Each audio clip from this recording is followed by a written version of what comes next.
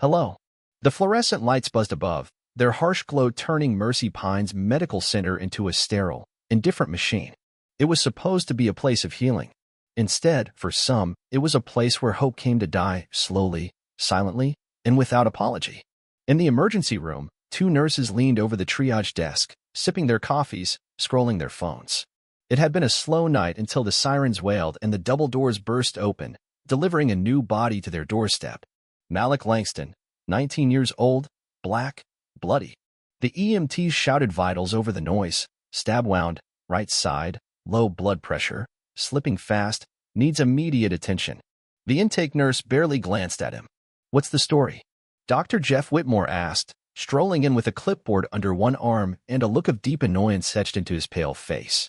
"Street fight, South Side. No ID on him. Probably another gang kid," said Nurse Heather, shrugging. Dr. Whitmore snorted. "Figures. Probably bring the whole block in here by sunrise." He didn't ask for Malik's name. He didn't ask what had happened. He didn't ask anything at all. Instead, he muttered something under his breath, loud enough for those around him to hear, but soft enough to feign ignorance if challenged. "They always find a way to end up here. Can't stay out of trouble, can they?"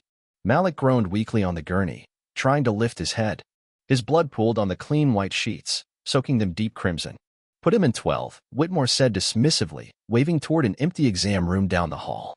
"But his BP is 70/40, protested one of the younger nurses, her voice uncertain.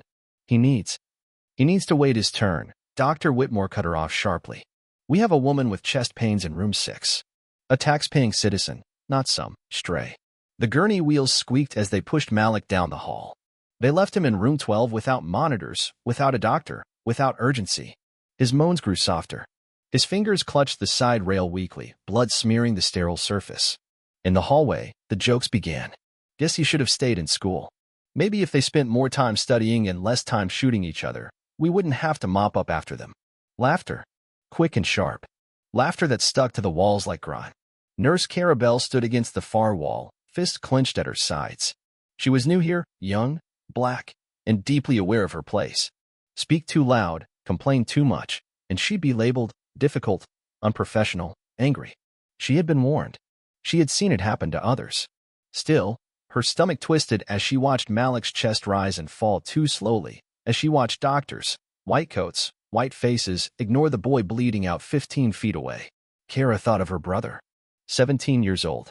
Smart. Soft-spoken. Dark-skinned. She imagined him lying there, alone, and no one caring if he lived or died. Minutes passed. 12 of them. 12 minutes where Malik's internal bleeding worsened. 12 minutes where help could have been the difference between life and death. By the time Dr. Whitmore casually wandered into room 12, Malik's skin was cold and gray. "Vitals?" he asked lazily. Nurse Heather checked and frowned. "BP dropping. Pulse weak. Get a line in. Let's see if he bothers to stick around." Malik's body jerked once, then went still. Flatline. The heart monitor screamed. For a split second, nobody moved. Then Whitmore sighed, like he was being inconvenienced. "Start compressions, I guess," he said. No urgency. No panic. No fight to save him. Just boredom. Routine. Because to them, Malik wasn't a person. He was another case. Another number. Another black boy who made bad choices. Another name they wouldn't bother to learn. For 36 seconds, Malik's heart did not beat. And then, miraculously, his pulse fluttered back. The team barely cheered. Whitmore slapped the chart closed. "Stabilize him enough to discharge. We don't have space for troublemakers." He left the room without looking back. Malik Langston woke to a world that smelled of antiseptic and sweat. His head throbbed, and every breath felt like fire under his ribs. He shifted slightly, feeling the tug of 4 lines taped to his arm. His eyes opened to a cracked ceiling tile and flickering fluorescent lights. There was no doctor in the room. No nurse. Only the steady, mocking beep of a monitor and a clipboard swinging lazily on a hook at the foot of his bed. In the hallway just outside, Malik could hear them. "They should really have their own ward," said a deep voice. One of the security guards, laughing under his breath. "Would save us the trouble." "Yeah," answered another. "You patch 'em up, they go right back to shooting each other. Vicious cycle. Maybe we should just let the streets handle it," a woman's voice added with a chuckle. "Natural selection, right?" Laughter rolled down the hall, low and conspiratorial, meant to stay private but loud enough to carry. Malik blinked back, the sting in his eyes. Not from pain, but from the humiliation. He had grown up hearing about these moments. His mother had warned him. His teachers had warned him. You will have to be twice as good to get half as far, his grandmother used to say, voice tired but firm. But nothing prepared him for lying here, half dead, while the people meant to save lives joked about whether his was even worth the trouble. Meanwhile, at Mercy Pine's front desk, Judge Rosalind Langston's heels clicked sharply across the tile floor. She was not a woman easily mistaken. Tall, elegant, black. Her presence radiated command even in jeans and a simple blazer. But today, she was dressed for war. Navy suit, hair pulled back tight, eyes sharp enough to cut through glass. "I'm looking for Malik Langston," she said to the receptionist, her tone polite but unyielding. The young white receptionist didn't even hide her sigh. "Relation?" "I'm his mother," Rosalind replied. The receptionist's lips twisted slightly, just a flicker. But Rosalind caught it. She always did. "One moment," the girl said, picking up the phone. Across the desk, two nurses whispered. "Figures," said one. "No dad around, probably. Always the mom showing up to cry. Probably wants to sue," the other snickered. "That's what they do. Can't take responsibility for their own." Rosalind heard every word. She said nothing.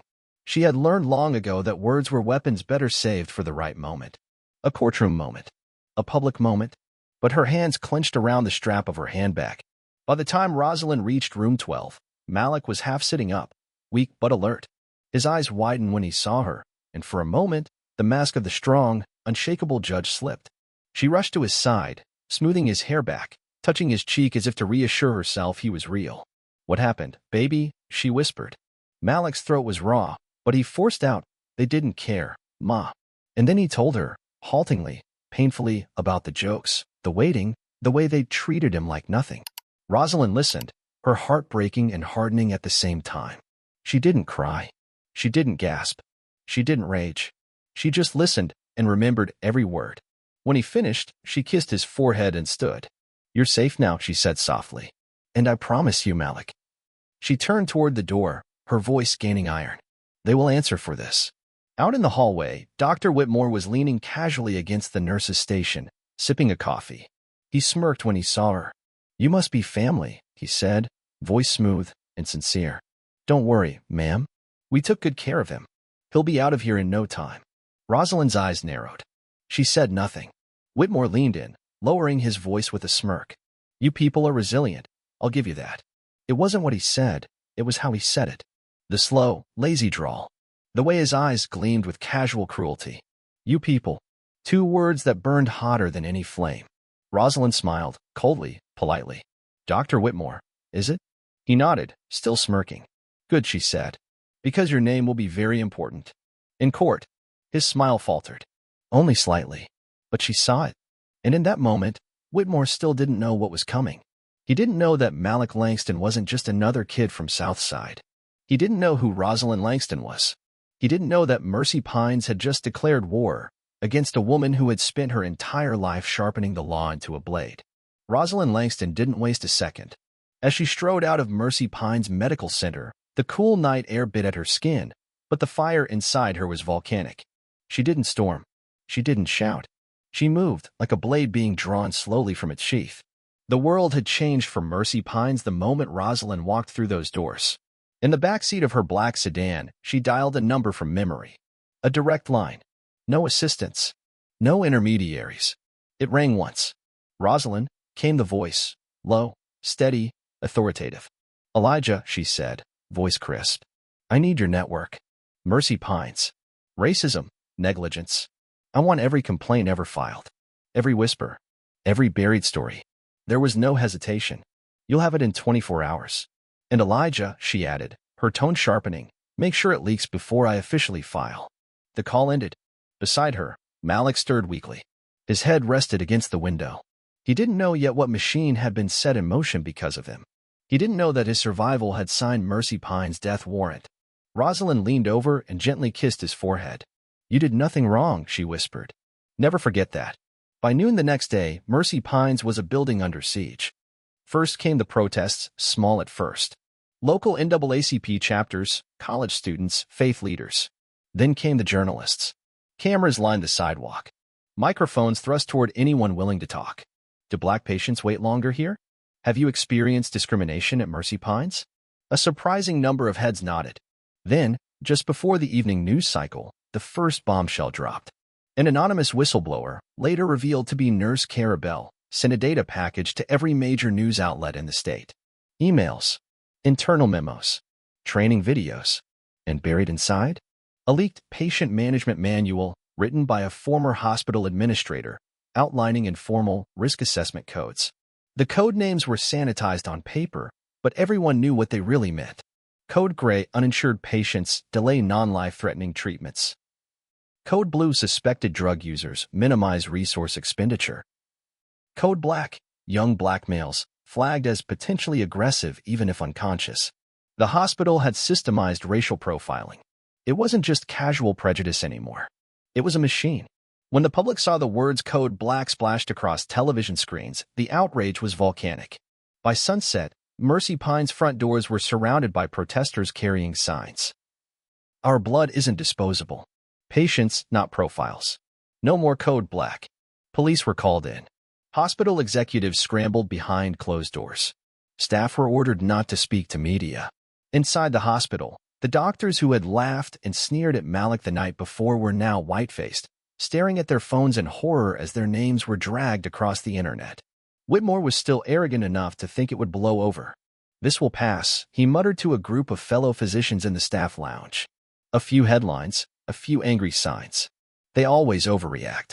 Dr. Samantha Green, one of the senior ER doctors, looked uncomfortable. She twisted her wedding band on her finger. "I don't think you get it, Jeff," she said quietly. "That boy's not just anyone. His mother." Yeah, some fancy judge," Whitmore waved dismissively. "They're just mad because one of theirs got caught up." Samantha looked at him, something breaking in her face. "You don't even realize it, do you?" Whitmore frowned. "You didn't just disrespect a Black kid," she said. "You disrespected the entire system they fought for.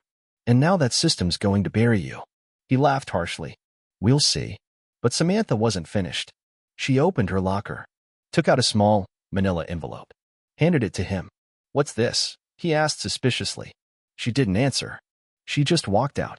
Inside the envelope was a DVD, old, faded. It was a recording from 3 years ago. Mercy Pines' cultural sensitivity training. A joke, back then. Something they played for laughs. And there, on video, was Jeff Whitmore, standing before a room full of staff during a training exercise. Laughing. Saying the words he had so often thought were private. "Look, all I'm saying is, treat 'em fast enough they don't die, but not so fast they come back asking for better service. Otherwise, this place will be full of 'em." Someone had recorded it. Someone had kept it. Someone had waited for the right moment. And now the world would see. By morning, the video had traveled faster than any ambulance racing through Mercy Pines' cracked parking lot. It flooded social media feeds, looped endlessly on news broadcasts, and ignited furious debates on every talk show in America. There was no spin, no room for excuses. There was Whitmore, clear as day, mocking Black patients, reducing them to burdens, laughing while lives bled out in real time. Mercy Pines had tried to hide behind carefully worded press releases. They issued a statement. "We are deeply saddened that comments made years ago do not reflect our current commitment to equitable care." It was too late.